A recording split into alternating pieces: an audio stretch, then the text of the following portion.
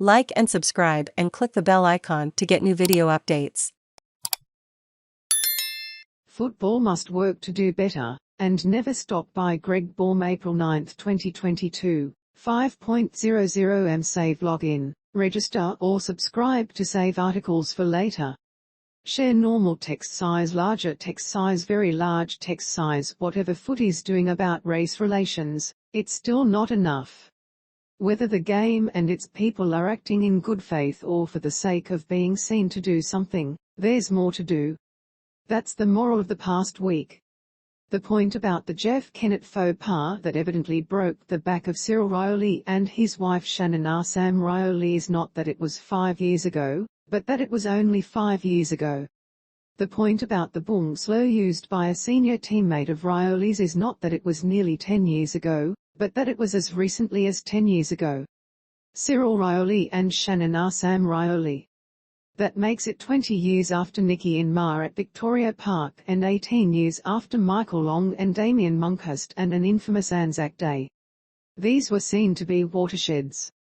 That's nearly 20 years of reviews, codes, policies, programs and action plans, 20 years of officers who come and go, 20 years of motherhood statements. It's a quarter of a century of what we in the privileged majority, perhaps smugly, had thought was a path to enlightenment.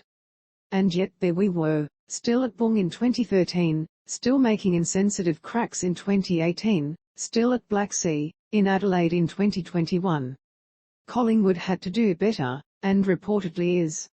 The rest of the comp should do better, must do better. But what? How? It's not easy. The AFL tiptoed around the Rioli issue to avoid standing on toes. It needed to be more assertive.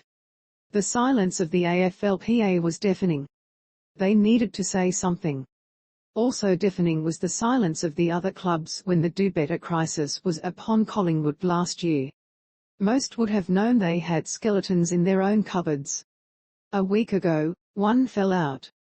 Where it all began, Nicky and Ma credit Wayne Ludby at a Life Again fundraiser for mental health on Friday. Former Collingwood coach Nathan Buckley told of how footy club culture was changing.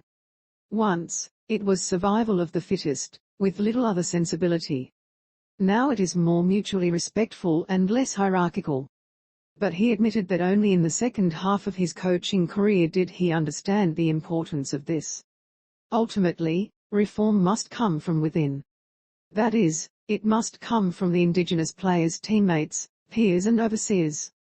Typically, a young player of any race, and for that matter, orientation, is reluctant to speak up in the change rooms. It is hard enough to forge a footy career anyway without drawing attention to yourself by speaking up about racism either as a victim or witness.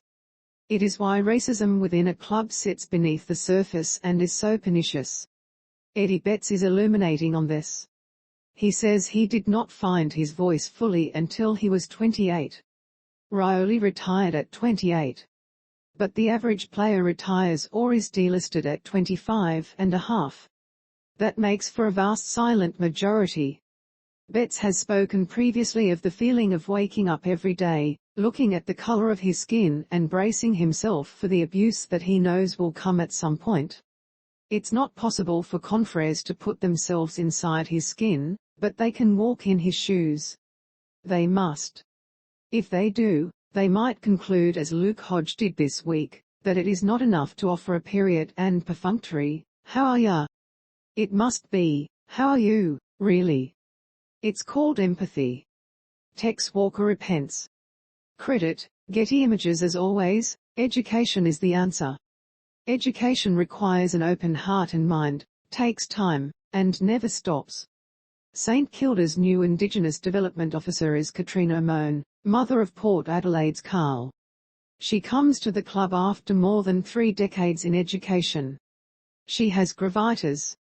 Also speaking at the function on Friday, she told of a recent smoking ceremony the Saints conducted, and its apparent bonding effect. Once, smoking was a ritual of the postseason, not pre.